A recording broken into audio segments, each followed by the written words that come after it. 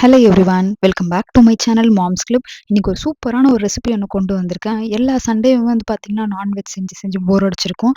So ஒரு Sunday இந்த மாதிரி வந்து நல்ல ஒரு முட்டை குழம்பு செஞ்சு பாருங்கள், எவ்வளோ ஒரு அல்டிமேட்டான டேஸ்ட் கொடுக்குன்னு சொல்லிட்டு வாங்க எப்படி செய்யுதுன்னு பார்க்கலாம். ஒரு 2 பெரிய வெங்காயம் பொடியா சாப் பண்ணி வச்சுக்கோங்க. அப்புறம் 4 தக்காளி வந்து நல்லா மிக்ஸியில போட்டு ஃபைனா அரைச்சு வச்சுக்கோங்க. ஃபர்ஸ்ட்டு ஒரு பேன்ல வந்து பார்த்தீங்கன்னா, ஒரு 3 டேபிள் ஸ்பூன் ஆயில் விடுங்க. ஆயில் வந்து சூடான உடனே வந்து சோம்பு வந்து போடுங்க. சோம்பு நல்லா பொரிஞ்சு வந்தோனே நம்ம கட் பண்ணி வச்சிருக்கோம் பார்த்தீங்களா, அந்த ஆனியன் அதையும் ஆட் பண்ணி ஆனியன் வந்து நல்லா கோல்டன் ப்ரவுன் வர அளவுக்கு வந்து நல்லா வதக்கணும். அப்புறம் வந்து ஒரு 2 கொத்து கருவேப்பிலை போட்டு, அப்புறம் வந்து தேவையான அளவுக்கு உப்பு போட்டு நல்லா வந்து ஒரு 3 to 4 மினிட்ஸ்க்கு வந்து வதக்கினே இருக்கணும். அப்புறமா நம்ம பாயில் பண்ணி வச்சிருக்க முட்டைய வந்து 4 பக்கம் வந்து ஸ்லைஸ் மாரி வந்து போட்டுட்டு, இந்த எண்ணெயிலேயே வந்து போட்டு வதக்குறப்போ நல்ல ஒரு டேஸ்ட்டும் அந்த மசாலா வந்து உள்ள வந்து நல்லா இறங்கும். அப்புறமா ஒரு பிஞ்ச் மஞ்சத்தூள் ஆட் பண்ணுங்க. அப்புறம் நம்ம வீட்லயே அரைச்ச குழம்பு மிளகாய் தூள் இருக்கு பார்த்தீங்களா, அத வந்து நம்ம ஸ்பைஸ்க்கு ஏத்த மாரி வந்து ஆட் பண்ணிக்கின்னு, நல்லா அந்த முட்டைய வந்து அந்த மசாலாலயே வந்து நல்லா வதக்கி விட்டுட்டே இருக்கணும். அப்புறம் வந்து பார்த்தீங்கன்னா, ஒரு 1/2 ஸ்பூன் வந்து இஞ்சி பூண்டு பேஸ்ட் கூட வந்து கொஞ்சம் ஆட் பண்ணா நல்லா டேஸ்ட் குடுக்கும். அப்புறம் வந்து நம்ம அரைச்சு வச்சிருக்கோம் பார்த்தீங்களா, அந்த தக்காளி அத ஆட் பண்ணி நல்லா வந்து அந்த எண்ணெய் பிரியிற அளவுக்கு வந்து வதக்கிட்டே இருக்கணும். அப்புறம் வந்து கொத்தமல்லி வந்து கொஞ்சம் சாப் பண்ணி வந்து போடுங்க.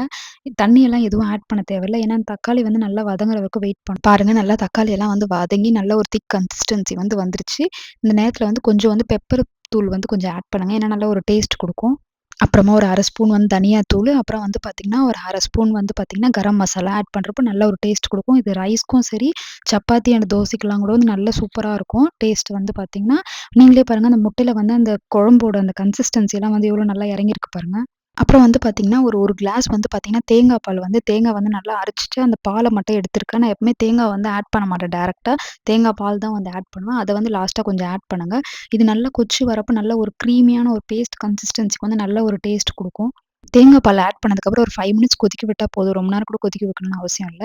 நீங்களே பாருங்க எவ்வளோ நல்லா திக் கன்சிஸ்டன்சில வந்து வந்துட்டுருக்கு. லாஸ்ட்டா கொஞ்சோண்டு வந்து கொத்தமல்லி வந்து மேல தூவிட்டு சர்வ் பண்ணா சூப்பரான ஒரு முட்டை குழம்பு வந்து ரெடி ஆயிடும். கண்டிப்பா நீங்க உங்க வீட்ல ட்ரை பண்ணி பாருங்க. ரொம்ப டேஸ்ட் வந்து அல்டிமேட்டா இருக்கும். இந்த டிஷ் வந்து பார்த்தீங்கன்னா, ஒயிட் ரைஸ்க்குன்னு மட்டும் இல்ல, சப்பாத்தி, தோசை எல்லாத்துக்குமே வந்து காம்பினேஷன் வந்து சூப்பரா இருக்கும். கண்டிப்பா உங்க வீட்ல நீங்க ட்ரை பண்ணி பாருங்க. கிட்ஸும் சரி, பெரியவங்களும் சரி இது ரொம்ப லைக் பண்ணி சாப்பிடுவாங்க. வியனுக்கு கூட வந்து நாங்க செய்றப்பயுமே வந்து குடுப்போம். இந்த பேன் வந்து பார்த்தீங்கன்னா, இண்டஸ் வேலிலேருந்து வாங்கியிருந்தோம். ஒரு லிங்க் வந்து டிஸ்கிரிப்ஷனில் ஆட் பண்ணுறேன். மறக்காம செக் பண்ணி பாருங்க. ஹோப் இந்த வீடியோ உங்களுக்கு யூஸ்ஃபுல்லா இருக்கும்னு நினைக்கிறோம். இதோட நெக்ஸ்ட் ஒரு சூப்பரான வீடியோல உங்கள பார்க்கலாம். நம்ம சேனலை மறக்காம சப்ஸ்கிரைப் பண்ணுங்க, லைக் பண்ணுங்க, ஷேர் பண்ணுங்க. தேங்க்ஸ் ஃபார் வாட்சிங்.